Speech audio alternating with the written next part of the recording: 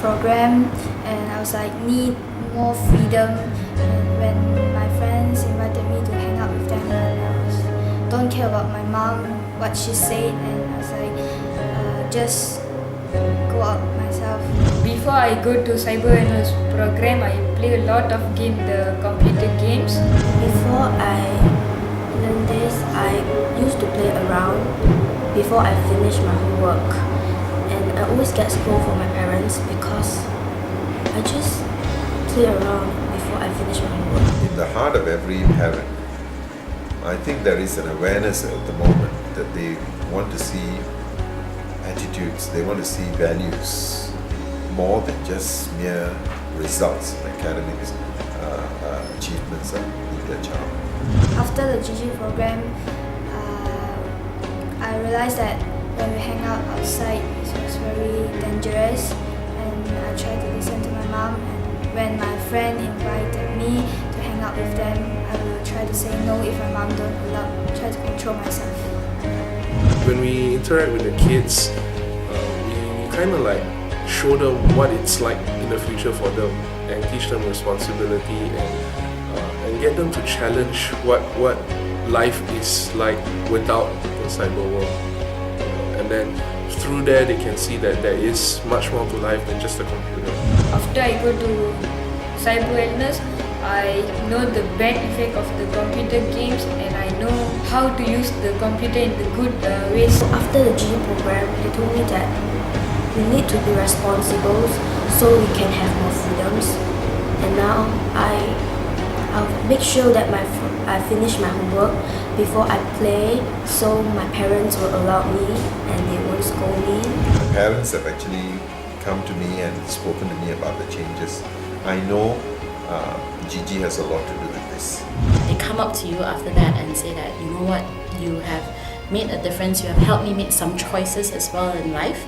It really like hits you at the core to think that, wow, just a 1 hour session can make such a big difference. After that, because I live near that school, some kids actually see me from time to time, and they actually say, hey, you are that lady who came to the school, and you know what, you helped me so much because of what you said during the session. It helped me make some correct choices that now I don't regret. Then you go like, wow, I actually did something you thought that they would forget, but they didn't. This year we've only done Project Orange, and Project Orange focuses on the hardcore disciplinary issue students with disciplinary issues. And I remember last year when we wanted to do this, and Hui Ping called me up and asked me for names. I had more than 40 names, but this year when she asked me for names, I was struggling because I could not even get more than 20 names.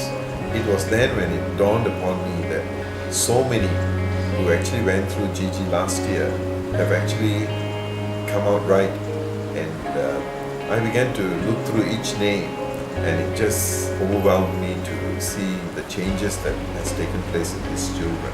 I think one of the greatest things that I've seen there is they have actually learned self-value and worth in the GG programs, and they find themselves respected, they find their dignity restored in the GG programs. None of them felt judged, and they kept looking forward to the GG gatherings. I had an overwhelming response from all the parents. My prayer and dream is to see all these 17 children being transformed, and it will be a powerful testimony of transformation in the school.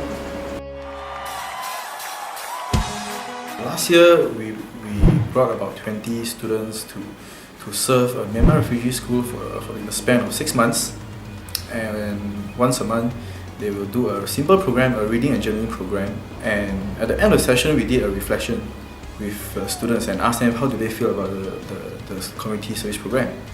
And one of the students shared with me, she said after all that she has been through in her life, she never thought she could love someone again until this service.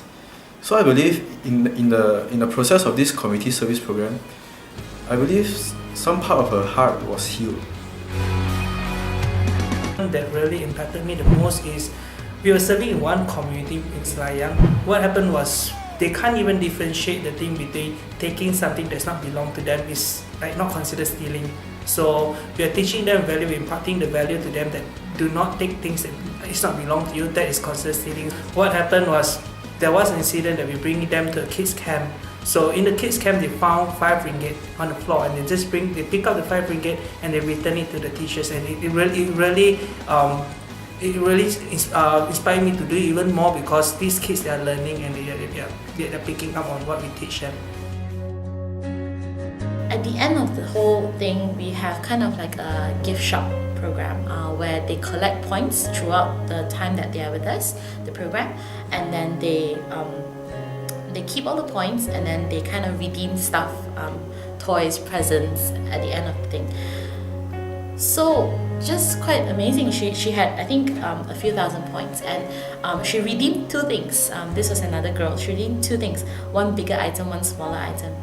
And I said, oh, this is nice, what is this? We just had a conversation with her, and then she said, oh, is this for you? I said, oh, no, the big item is not for me. The small item, this pencil, is for me. The big item is for my friend. It's her birthday next week, and I just want to give it to her to make her happy. It's something that really touches you, thinking that a 8-year-old kid or a 10-year-old kid or a 12-year-old kid can think in such a way now that giving to others is good, or giving to others is a blessing.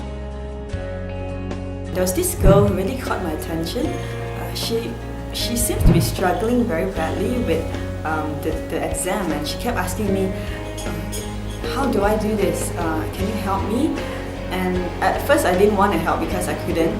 So after a while, after 45 minutes, she still kept on asking me, and I looked at the paper and she only answered 2 questions. So I asked her, can you read for me?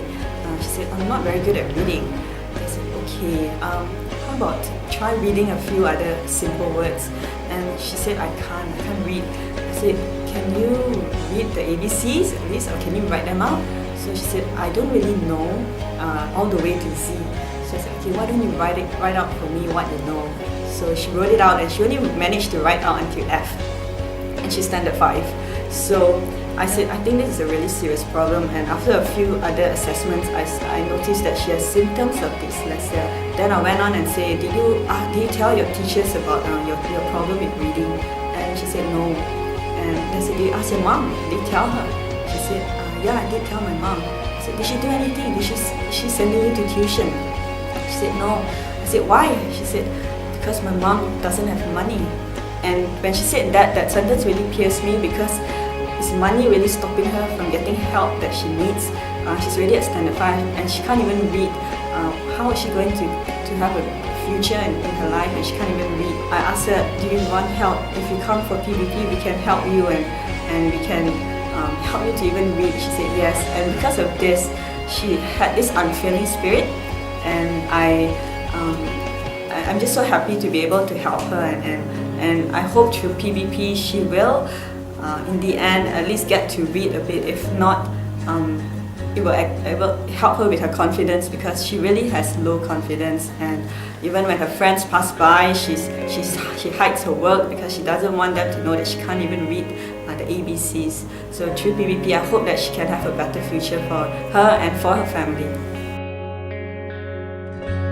To do that, as I was teaching her, as I saw what she was achieving at the end of a 2-hour session, to see her face light up with a realization that she could actually achieve something, that she could actually do something, and to see her smile and to realize that she wasn't a failure, to realize that she did not, that she could do something, she could actually achieve something.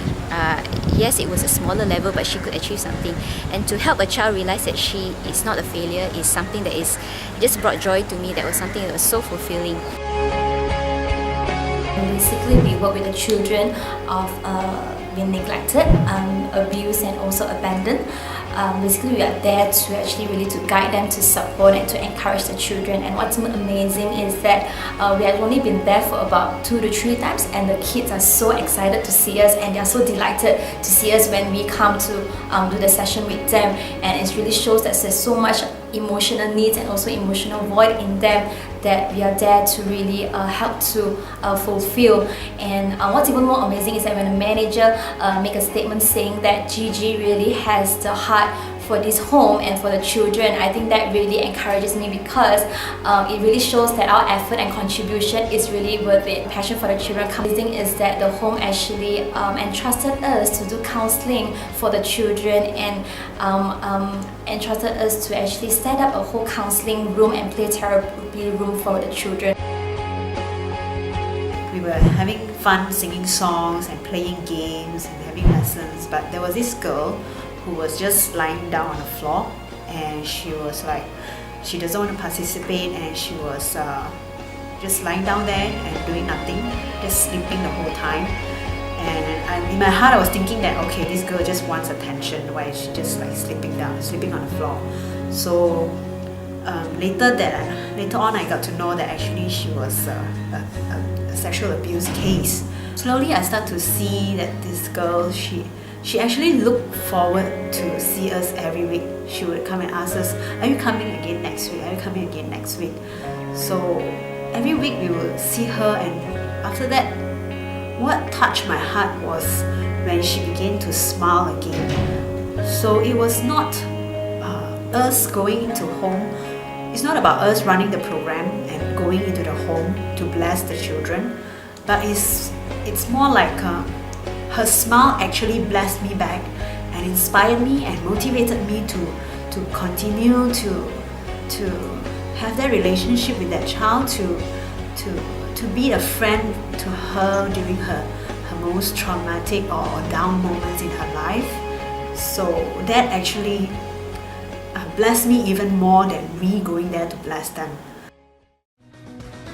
When I get involved in the program, one thing that really impacted me and I will remember forever is every time when you go to the children's home, and although they were like very hyper, running around and really excited, you know, when they see you, they always ask me about this question about, are you the Superman or the Batman? So what happened was like we had a program like maybe a year ago, but they still remember you and always ask, are you the Batman, Superman? So I realized that actually, although for us it's just like a weekend activity, but to them they remember it for so long. So I realized that it really makes an impact to their life. I really truly believe that transforming life through love, it is so meaningful now, because to them, you're not just a visitor, you're someone that means something to them. So that was something that I can really see how our trips to the homes actually make a lot of difference to the children's life. Love transforms lives. So volunteer for Gigi just because you know you can touch someone. You know that love is in you. You know that it's boiling deep inside you, and if you have no avenue to give it, Gigi has so many outlets for you.